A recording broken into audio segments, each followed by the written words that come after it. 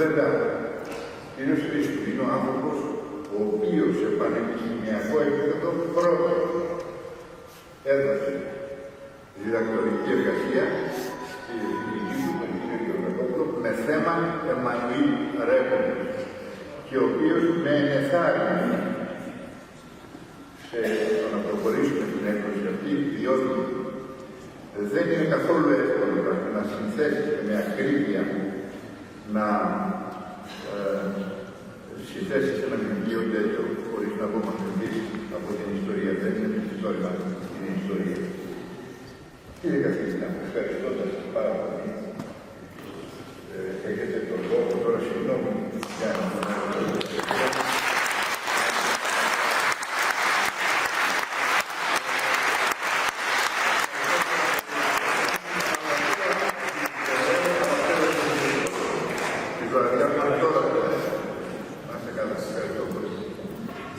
Όλοι γνωρίζουμε καλά την πηγή που ακόμη και μέσα στη νύχτα συνεχίζει να αναπτύσσει και να τρέχει λιάρτερο νερό. Αυτή την πηγή της ιστορικής μνήμης προσεγγίζουμε σήμερα μέσα από τη ματιά του κ. Αθανασίου Χρήστου, καθηγητή νεότερης και σύγχρονης ιστορίας του Πανεπιστημίου Πελοποννήσου. Ο κύριος Χρήστου, που υπογράφει και τον πρόλογο της έκδοσης, θα αναδείξει την διαφορετική της αξία, ανασύροντας πολύτιμα θησαυρίσματα από τη μακρόχρονη επιστημονική του έρευνα, θα μας παρουσιάσει την πολυδιάστατη προσωπικότητα του Εμμανουήλ Ρέπολη, τον πολιτικό με το σπάνιο είδος, τον εξαιρετική δημοσιογράφο, τον χαρισματικό ρήτορα, τον φωτισμένο διανοητή. Κύριε καθηγητά,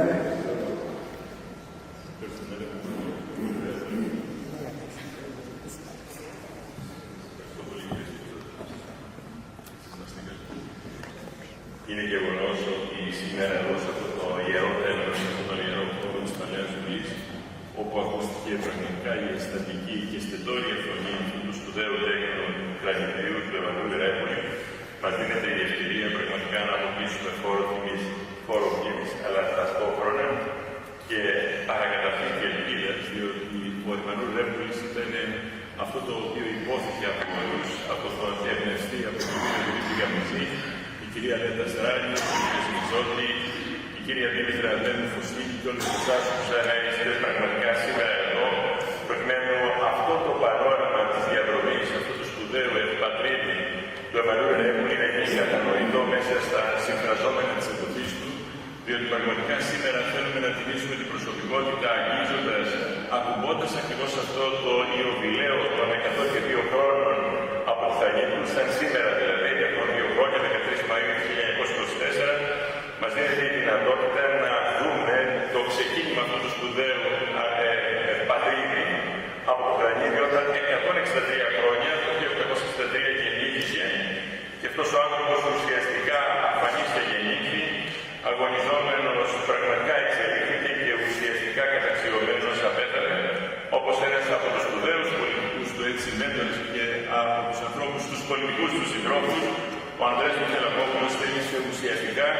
να δώσει αυτό το στίγμα του σπουδαίου ευπατρίδι Εμμανουήλ Ρέπολη. Ο Εμμανουήλ Ρέπολη, όπως ακούστηκε με μεγάλη ελευθερότητα και τεκριωτικότητα από την πλευρά της κυρίας Λέτα Στράνη, γεννήθηκε πραγματικά σε αυτό τον αγιασμένο και ευλογημένο τόπο και προφανώς όλα αυτά τα χαρίσματα, διότι ήταν ένα χαρισματικό άτομο, πράγμα το οποίο φαίνεται όχι μόνο από τη διαδρομή του, αλλά από το λόγο του, από τη συγγραφική του παραγωγή και από τις επιλογές που έκανε στη ζωή του, διότι αφανής γεννήθη είναι καταγράφει την πολιτική αφετηρία, καταγράφει τις οικογενειακές τους ρίζες, αλλά κυρίως την αποφασιστικότητά του, ουσιαστικά αυτός ο άνθρωπος να ανέλθει στα ύπατα αξιώματα της εποχής εκείνης, κερδίζοντας την εμπιστοσύνη, κερδίζοντας τον ψυχικό κόσμο ενός από τους σημαντικότερους πολιτικούς ηγέτες που ανέπτυξε στον 20ο αιώνα ο ελληνισμός, κερδίζοντας ουσιαστικά τον Ελευθέριο Βενιζέλο, πράγμα το οποίο δεν είναι καθόλου εύκολο, δεδομένου του γεγονότος ότι αν ήθελε κανείς να παρακολουθήσει όλα αυτά τα οποία υπόθηκαν από όλους τους προλαλήσαντες, καταλήγει στο συμπέρασμα ότι πραγματικά έχουμε και το πανόραμά του, τη διαδρομή του, χωρίς όμως να μπαίνουμε στη διαδικασία να δούμε τις αιτιώδεις σχέσεις, τα κίνητρα των ανθρώπων, τις δυσκολίες, τις προκλήσεις, τα ερωτηματικά που υπήρχαν στην κοινωνία την εποχή εκείνη, διότι ο Εμμανουήλ Ρέπουλης, πρέπει να σας πω, γνώρισε έναν παγκόσμιο πόλεμο, γνώρισε έναν εθνικό διχασμό, δύο βαλκανικούς πολέμους, μια απόκευση και γνώρισε προσωπικότητες που ακούνε στο όνομα πραγματικά όχι μόνο του Ελευθερίου Βενιζέλου, αλλά και του Θεοτό γινόμενος και βουλευτής του μάλιστα το 1899. Επομένως, τα πρώτα του βήματα δίνουν προς τα έξω ότι ήταν ένας αποφασιστικός νέος άνθρωπος, ο οποίος κατάφερε την εποχή εκείνη προερχόμενος από μια ταπεινή κοινωνική καταγωγή να φτάσει στην πρωτεύουσα της πατρίδας μας, να σπουδάσει νομικά χωρίς βεβαίως να τα ολοκληρώσει, αλλά να καταφέρει πραγματικά με την πηγαία ικανότητά του να δώσει το στίγμα του ότι μπορεί να τα καταφέρει στον χώρο της μάχης της δημοσιογραφίας στην εποχή εκείνη. Ξεκινά από ένα ταπεινό δημοσιογραφικό εργόκαιρο, θα μπορούσε να πει κανείς στην εποχή εκείνη είναι εργόκαιρο, έχει πραγματικά είναι διορθωτή στην τότε καθημερινή του Λάβρου. Αμέσως γίνεται αρχισυντάκτη στην Ακρόπολη του Βλάση Γαβριλίδη. Ήταν ένα μεγάλο σχολείο, μια πληθωρική προσωπικότητα με πολλές αναζητήσεις ο Βλάσης Γαβριλίδης, ένας πολυταξιδευμένος δημοσιογράφος, ο οποίος πρόβαλε την εποχή εκείνη στην πατρίδα μας ακριβώς αυτό το μοντέλο του δημοσιογράφου, του Homo Universalis, ο οποίος ψάχνεται και ψάχνει, έχει αναζητήσεις πέραν από το πρωτόφωνο πολιτικό ορίζοντα του ελληνικού κράτους στην εποχή εκείνη. Μην ξεχνάτε ότι βρισκόμαστε μια δεκαετία πριν έρθει στα πράγματα ο Γεώργιος Θεοτόκης, ο οποίος είναι πολιτικό ανάστημα του Χαριλάου του Κούμπη, ο οποίος αυτή την τελευταία του πνοή 18 Μαρτίου του 1896, με αποτέλεσμα ο Θεοτόκης με το Θεοτοκικό Κόμμα να πρεσβεύει το καινούριο, να πρεσβεύει την πρόκληση και ουσιαστικά να προσπαθεί όλες αυτές τις προσδοκίες που είχε το ελληνικό κράτος στην εποχή εκείνη να ενσωματωθεί στις προκλήσεις του ευρωπαϊκού αστικού εξυγχρονισμού, ουσιαστικά να εντάξει και την Ελλάδα σε αυτό το άρμα, να εντάξει την Ελλάδα στα νέα ρεύμα της εποχής εκείνη.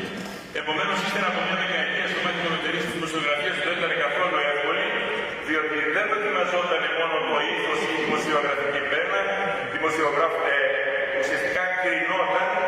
κατά πόσον οι θεράποντες της μάχης της δημοσιογραφίας είχαν την ικανότητα να προβλέψουν το καινούργιο και ουσιαστικά να εντάξουν όλο το κοινό που τους παρακολουθούσε σε αυτή τη νέα αντίληψη.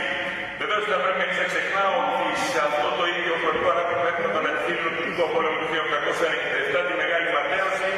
και εκεί φαίνεται η μαεστρία, φαίνεται το ήθος, φαίνεται το σθένος, φαίνεται η δύναμη της ψυχής του Εμμανουήλ Ρέπουλη, η οποία θα αναπτυχθεί μέσα στο πέρασμα του χρόνου, διότι μπορεί να ήταν το άνισμα της ζωής του μόλις 61 ετών, ωστόσο έδωσε εξετάσεις στις μεγαλύτερες προκλήσεις μιας εποχής και πάρα πολλά πράγματα για να πει για τον ελληνισμό. Διότι αυτός ο άνθρωπος, πρέπει να σας πω, ως μάχημος δημοσιογράφος, έδωσε εξετάσεις όταν το ελληνικό βασίλειο, το ελληνικό κράτος, ο ελληνισμός βρισκόταν ακριβώς στο σενίδι της στρατηγικής πολιτικής μεγάλης ιδέας. Επομένως, έχουμε τη μεγάλη ιδέα την εποχή εκείνη και έχουμε τον άλλο πυλώνα της πρόκλησης του αστικού εξυγχρονισμού που θα έπρεπε να ενταχθεί η Ελλάδα αν θα ήθελε να κερδίσει το μεγάλο στοίχημα του εξυγχρονισμού της οικονομίας στην εποχή εκείνη, του εξυγχρονισμού επίσης μέσα από την οικονομία της, μέσα από τις ένοπλες δυνάμεις, μέσα ακριβώς και από το λεξιλόγιο της καθημερινότητας. Και αυτό πραγματικά το έκανε με μεγάλη πειθό και με μεγάλη επινοητικότητα και καινοτομία, πρέπει να σας πω, ο Εμμανουήλ Ρέπουλης, και σας το λέω ότι μπορεί πραγματικά σήμερα να μην είναι τόσο ευρέως γνωστός, αλλά είναι πραγματικά για την εποχή του. Ήταν ένας εκφραστής μιας νομοκατεστημένης ελληνικής ελίτ, οπωσδήποτε πολιτικής ελίτ, όπου είχε πραγματικά τη δυνατότητα να σαγηνεύει. Να σαγηνεύει, όπως σας είπα, μέσω της συμπεριφοράς της συναισθηματικής νοημοσύνης, ενός μεγέθους που ήταν για τα αστικά ήθη της εποχής εκείνης ένα μέγεθος άγνωστο, αλλά φαίνεται ότι ο Εμμανουήλ Ρέπουλης το είχε μέσα στη ψυχή του, το είχε ακριβώς μέσα στις αναγνώσεις του και είχε μέσα στην τακτική του. Γι' αυτό πρέπει να σας πω, κερδίζει τον Γεώργιο Θεοτόκη και μόλις εκλέγει και βουλευτής το 1899, θα βλέπετε τη μεγάλη διοικητική μεταρρύθμιση, η οποία ουσιαστικά είναι μια εξέταση του Γεωργίου Θεοτόκη με το περίφημο όνομα ΒΓΔ της 6ης Ιουλίου του 1899, που σπάει, πρέπει να σας πω, το παλαιό απόστημα. Έχουμε τις μεγάλες εκλογικές περιφέρειες, έχουμε τον ομότυπο Βιωτίας, έχουμε τον ομόαρθρο Κορινθίας, που ιδιαίτερη την πατρίδα, και βλέπει κανείς ότι προσπαθούν οι άνθρωποι την εποχή εκείνη, έχοντας ακριβώς την ενδοχώρα, έχοντας ως συμβούλους τον Γεώργιο Θεοτόκη, τον πολύ και σπουδαίο Εμμανουήλ Ρέπουλη, και όταν πραγματικά αντιλαμβάνεται ότι είχε έναν ικανότατο άνθρωπο, που δίνει επίσης και το χαρτοφυλάκιο της οικονομίας. Πάντοτε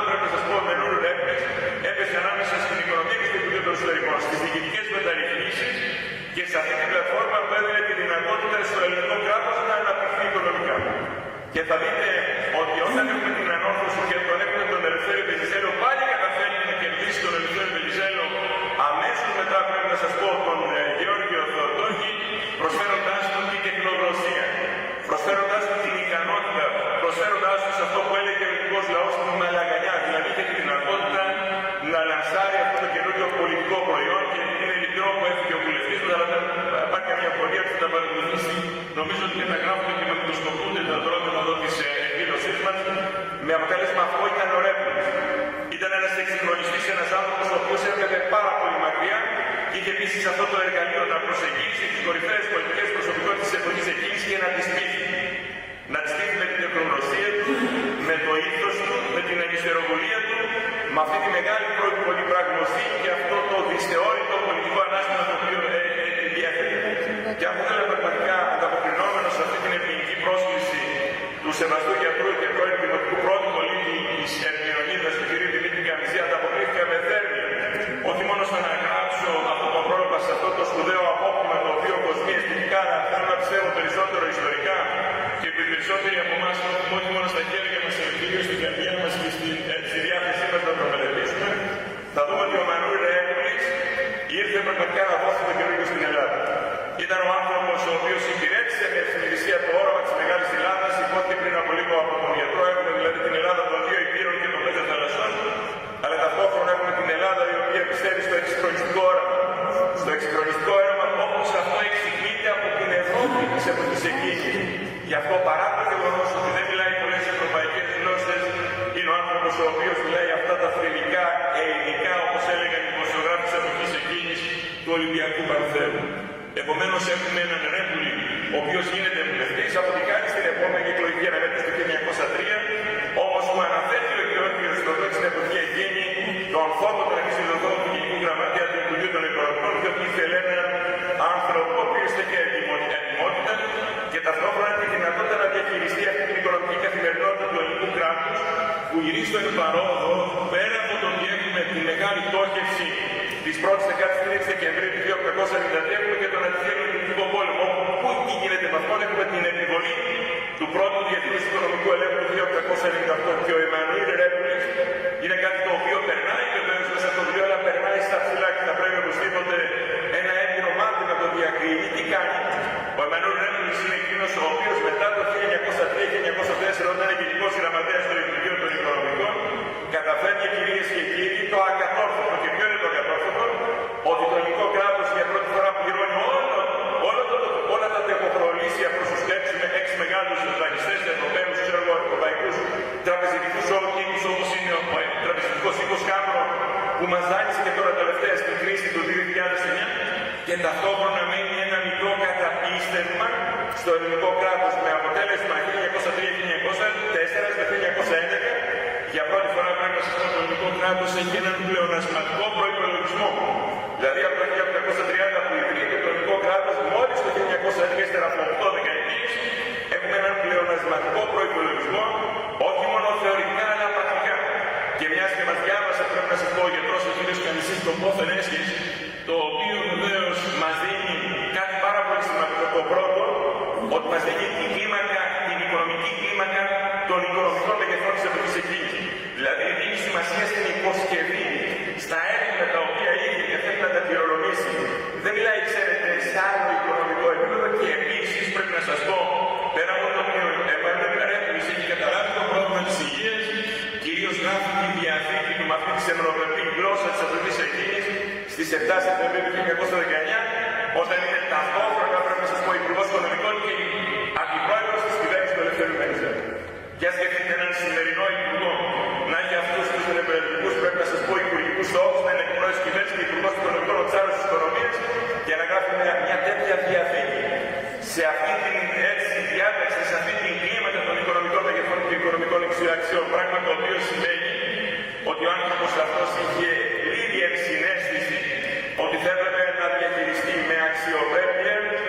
ετοιμότητα και μεγάλη ευθυκρισία το δημόσιο χρήμα, που είναι πραγματικά το μέγεθος της προσωπικότητας. 7 Σεπτεμβρίου του 1919. Αλλά για να επανέλθω σε αυτά τα οποία σε έλεγε 1904 και 1905, όταν πραγματικά σε επόμενες εκλογές γίνεται ξανά βουλευτής, εκλέγεται βουλευτής με το θεοτοκικό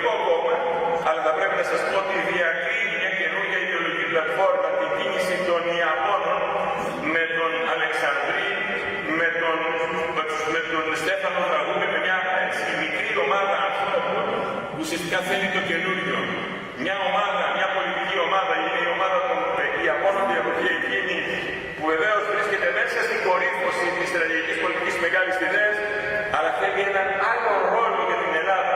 Και αυτός ο ρόλος, πρέπει να σας πω, θα φανεί το 1909, όταν έχουμε το κίνημα της ανόρθωσης. Αλλά και το κίνημα της ανόρθωσης δεν μπορεί κανείς να το καταλάβει πρώτον χωρίς τον Ελευθέριο Βενιζέλο και χωρίς επίσης τον Εμμανουήλ Ρέπουλη. Ο Ελευθέριος Βενιζέλος ήταν ο πρωταγωνιστής της πρώτης γραμμής. Ο Εμμανουήλ Ρέπουλης ήταν ο πρωταγωνιστής της δεύτερης, ήταν ο δευτεραγωνιστής. Αλλά ήταν η ενδοφόρα, πρέπει να σας πω, που έμεινε τη δυνατότητα ο πρωταγωνιστής και να εκφραστεί και να δημιουργήσει τις προϋποθέσεις του πρώτου πλεονασματικού προπολογισμού του ελληνικού κράτους του 1911, τον εξυγχρονισμό των ελληνικών δυνάμεων, ανακοινώσε αυτή την ψυχολογική ανάταση. Χρειαζόταν ο ελληνισμός ύστερα 97. Και αυτά τα βρίσκει, πρέπει να σας πω, στον Εμμανουήλ Ρέπουλη, γι' αυτό ακριβώς το λόγο που αναθέτει πάλι τον επίσημο φόβο του Υπουργού των Εσωτερικών. Έχουμε τη μεγάλη ελληνική μεταρρύθμιση, έχουμε ο πρώτος νόμος, μιας και έχουμε εδώ τον κύριο Δήμαρχο και τους άλλους εκλεκτούς φίλους και εκφραστές της τοπικής αυτοδιοίκησης. Βλέπω τον σεβαστό φίλο και συνάδελφο του καθηγητή και πρίτανη του Γεωμονικού Πανεπιστημίου, τον κύριο Ζέβα, και τους άλλους συναδέλφους, τους οποίους ξέρω μόνο εξ ονόματος αυτή τη βιογραφία, και όλους εσάς βέβαια, για να σας πω ότι την εποχή εκείνη προσπαθεί το ελληνικό κράτος να πάρει την εκδίκηση της αδικίας. Και αυτή η εκδίκηση της αδικίας ουσιαστικά εκφράζεται με την Βαλκανική εποπτεία, τους δύο Βαλκανικούς πολέμους, αλλά γίνεται πραγματικότητα η Βαλκανική εξόρμηση, επειδή συντρέχουν προσωπικότητες, επειδή συντρέχουν οι προϋποθέσεις που έχουν προετοιμάσει προσωπικότητες όπως ο Ελευθέριος Βενιζέλος και ο Εμμανουήλ Ρέπουλης. Ο Ελευθέριος Βενιζέλος, πρέπει να σας πω, σε δύο μόνο προσωπικότητες δεν αντιγύρισε κουβέντα. Με όλους τους πρώην συνεργάτες του, ακόμα και με τον κορυφαίο τον Αλέξανδρο Παναστασίου, τον οποίο εκτιμούσε ιδιαίτερα, τον Καφαντάρη, τον Ανδρέα Μιχαλακόπουλο, στενούς συνεργάτες του, δηλαδή με τους οποίους σε κάποια αντιστροφή του Δίου είχε μια διένεξη. Με τους μοναδικούς που δεν είχε καμία διένεξη, πρέπει να σας πω, κυρίες και κύριοι, ήταν ο Εμμανουήλ Ρέπουλης και ο Ευστάθιος Σίμος. Ήταν οι δύο προσωπικότητες οι οποίες εξέφραζαν, πρέπει να σας πω, αυτή την πληθωρικότητα των συναισθημάτων, αλλά κυρίως την άπειρο χώρα της ευφυΐας που διέθετε ο Ελευθέριος Βενιζέλος και την οποία δεν μπορούσε να εμπιστευτεί πουθενά. Την εμπιστευόταν λοιπόν στον Εμμανουήλ Ρέπουλη, δευτερευόταν στον Σίμον, στον Εμμανουήλ Ρέπουλη, διότι είχε αφενός τη δυνατότητα όλες αυτές τις προσλαμβάνουσες παραστάσεις της ανάγνωσης που ερχόταν από το μέλλον να τις ενσωματώσει στην καθημερινότητα του και κυρίως να το συμβουλεύσει. Γι' αυτό βλέπουμε στην περίοδο 1917-1920 όταν ο Ελευθέριος Βενιζέλος είναι διαρκώς στο εξωτερικό. Αυτός ο οποίος διαχειρίζεται τις τύχες του ελληνικού κράτους στην καθημερινότητα είναι ο Εμμανουήλ Ρέπουλης. Και αναρωτιόμαστε διότι γιατί δεν έχουμε σε κάθε περίπτωση, ξέρω εγώ, αυτές τις εκρήξεις, δεν έχουμε αυτό το αίμα του εθνικού δικασμού. Διότι έχουμε δύο εμφυλίες αντιπαραθέσεις κατά τη διάρκεια του 20ου αιώνα 1943-1949 τη μεγαλύτερη, τη δευτερεύουσα τον εθνικό δικασμό 1915-17, αλλά δεν έχουμε αίμα. Πέρα από το αίμα του επιφανούς του Ιώνα Δραγούδη στις 31 Ιουλίου του 1920,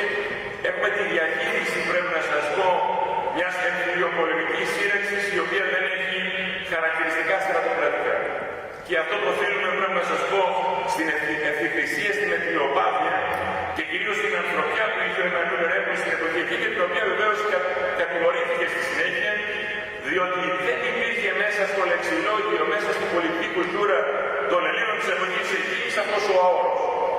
Αυτή δηλαδή η δυνατότητα να κάνουν την υπέρβαση στην εποχή εκείνη, την είχαν οι πολύ λίγοι χαρισματικοί και γι' αυτόν τον λόγο δεν υπάρχουν, πρέπει να σας πω, μεγάλες συνθετικές εργασίες για τον Εμμανουήλ Ρέπουλη. Βεβαίως υπάρχει αυτό το έργο που είναι μια υπέρβαση, είναι ένα βήμα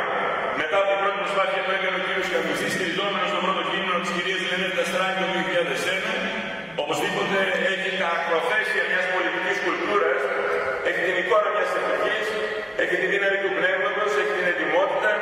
έχει το σπινθυροβόλο πνεύμα του Εμμανουήλ Ρέπουλη, αλλά οπωσδήποτε αυτό το οποίο θα πρέπει να αναζητήσει κανείς και θα πρέπει να είναι ο στόχος, πιστεύω, όχι μόνο τον απαντοχού έτσι εν Ελλάδα, θέλω να πιστεύω, κρατηδιωτών Εμμανουήλ Ρέπουλης, αλλά όλων ημών και της δικής μας ακαδημαϊκής οικογένειας. Βεβαίως έγινε ένα βήμα με τον φοιτητή μου, ο οποίος έκανε αυτή τη διατριβή μεταπτυχιακή συνδίκευση το 2021 με επίκεντρο τον Εμμανουήλ Ρέπουλη,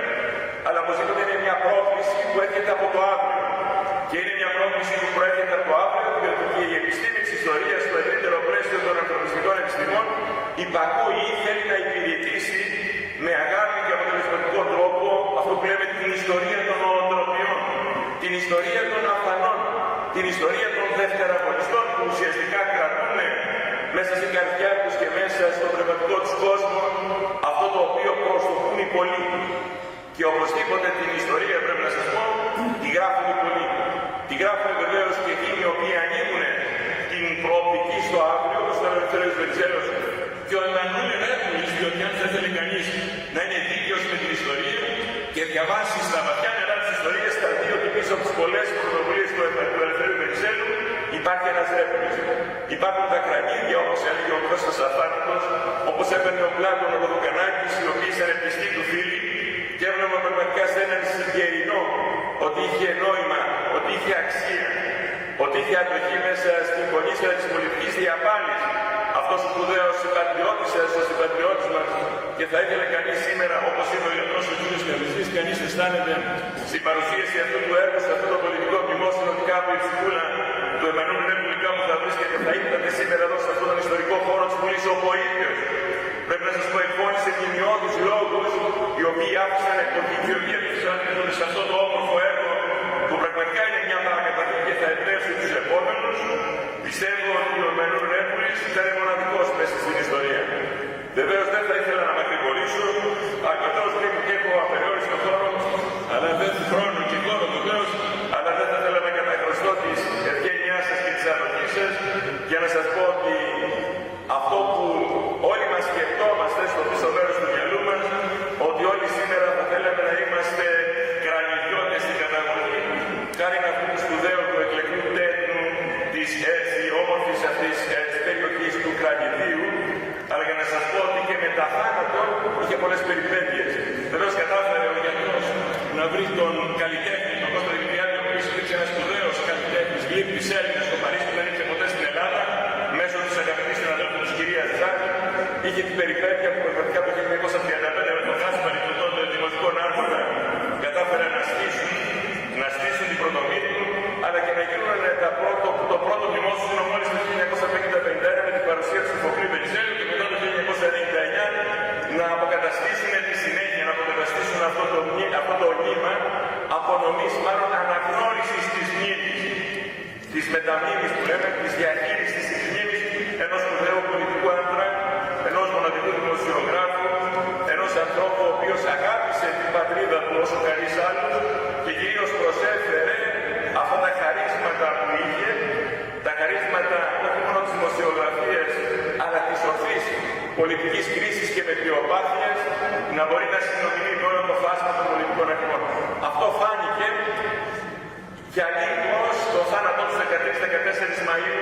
του 1924. Φάνηκε αργότερα όταν είχαμε υπερβάσεις στιγμιές, αλλά επειδή ακριβώς δεν είχαν οριμάσει οι πολιτικοί όροι στην Ελλάδα, πάλι υπήρχε μια αντισυσπήρωση, υπήρχε ένα μάζιμα, το άπλωναν, το άφηναν, αναγνώριζε δηλαδή όλο το πολιτικό φάσμα των αρχών και γι' αυτό πιστεύω ότι είναι μια υποχρέωση του σημερινού Εθνικού Κοινοβουλίου όταν έχει όλες αυτές τις προκλήσεις μπροστά να αποκαταστήσει ακριβώς, να αποκαταστήσει. Αποκαταστημένος είναι με στη συνείδηση όλων των ανθρώπων που μελετούν την ιστορία, αποκαταστημένος είναι στη συνείδηση όλων των συμπατριωτών κρανιδιωτών, αλλά να αποκατασταθεί στον μακρύ ορίζοντα της ιστορίας το πολιτικό μέγεθος του σπουδαίου ευπατρίδη κρανιδιώτη, πραγματικά Εμμανουήλ Ρέπουλη. Συγχαρητήρια και καλοπάρισμα για τον Βουλή.